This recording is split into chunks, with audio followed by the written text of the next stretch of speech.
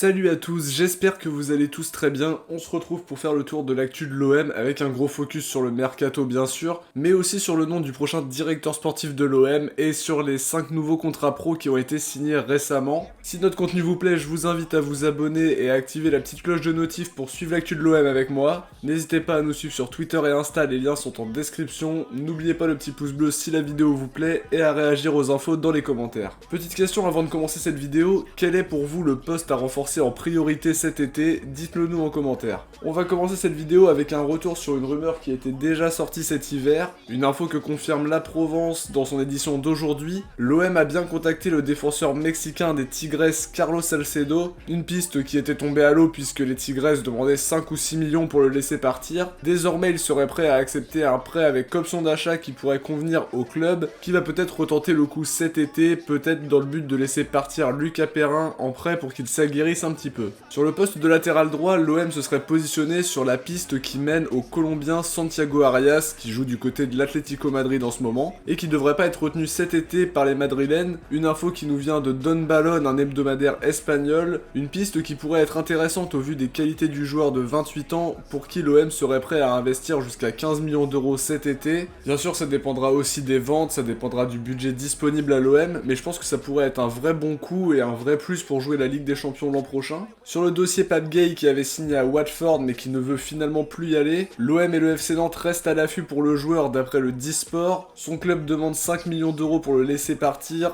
Angers, qui va perdre Baptiste Santamaria cet été, souhaiterait le recruter pour le remplacer et aurait à mon avis plus de marge de manœuvre dans l'immédiat pour recruter l'ancien Havrais qui pourrait être aussi un très bon coup pour l'OM si c'était possible. Actuellement, en l'absence d'un directeur sportif, c'est André Villas-Boas qui gère le mercato. Il a d'ailleurs ciblé 3 postes prioritaire d'après La Provence, un défenseur central capable de jouer aussi sur un côté, un milieu défensif et un attaquant. Sur le poste de l'attaquant, la priorité, vous la connaissez, c'est Mbaye Niang qui va être un dossier qui va animer ce mercato. Faudrait éventuellement que ce soit un paiement échelonné, va falloir que Niang soit aussi patient parce que l'OM ne peut pas investir tout de suite. Ce sera un coût entre 15 et 20 millions, à voir maintenant si ça va se faire évidemment. Concernant les nouveaux maillots, ils ont été présentés par les joueurs. Le maillot extérieur est bien celui qui avait fuité, dont on avait parlé dans la vidéo précédente, avec les motifs d'architecture marseillaise et la bonne mère. Le maillot domicile est un maillot blanc assez simple avec les couleurs bleu ciel qui sont présentes sur le col et sur le bout des manches. Très honnêtement, je trouve les maillots sympas, assez simples et symboliques. Dites-moi en commentaire si vous les trouvez beaux. Je sais que le maillot extérieur n'avait pas plu à tout le monde, c'est pour ça que je veux avoir un petit peu votre avis sur la question. Sur le dossier du Head of Football, on n'a pas d'infos supplémentaires sur la candidature d'Olivier Piqueux, l'ancien DS du SCO d'Angers,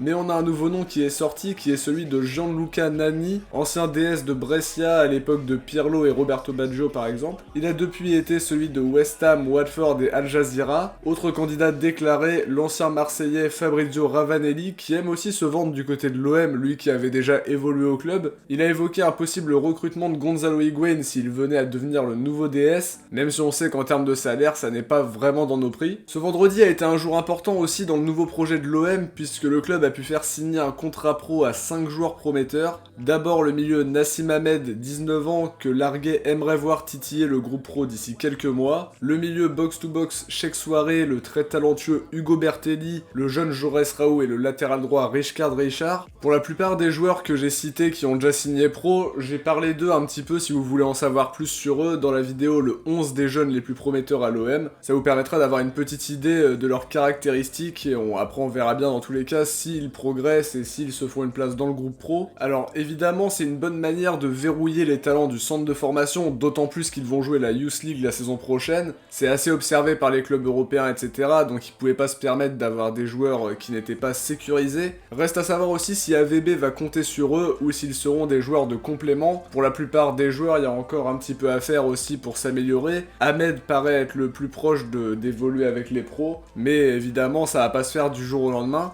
Alors il reste le cas aussi de Yacine Ressa à régler et celui plus complexe de Nielsen Nkunku, latéral gauche qui demande des garanties de temps de jeu. Il veut pas jouer en réserve pour ne pas freiner sa progression. L'OM a déjà Amavi et peut-être Rokia s'il reste. Pourquoi pas envisager un prêt pour Nkunku histoire qu'il s'aguerrisse une petite année avant de revenir au club éventuellement. L'OGC Nice voulait le faire signer pro mais c'est pas leur cible prioritaire apparemment puisqu'ils seraient plus intéressés par le lyonnais Melvin Barr. Alors voilà ce qui a rythmé l'actu de l'OM ces derniers jours, j'espère que la vidéo vous aura plu. Si c'est le cas, n'oubliez pas le petit pouce bleu et de mettre un petit commentaire pour nous dire si ça vous a plu, ça fait toujours plaisir. On se retrouve très vite pour une prochaine vidéo. Ciao, portez-vous bien et surtout allez l'OM.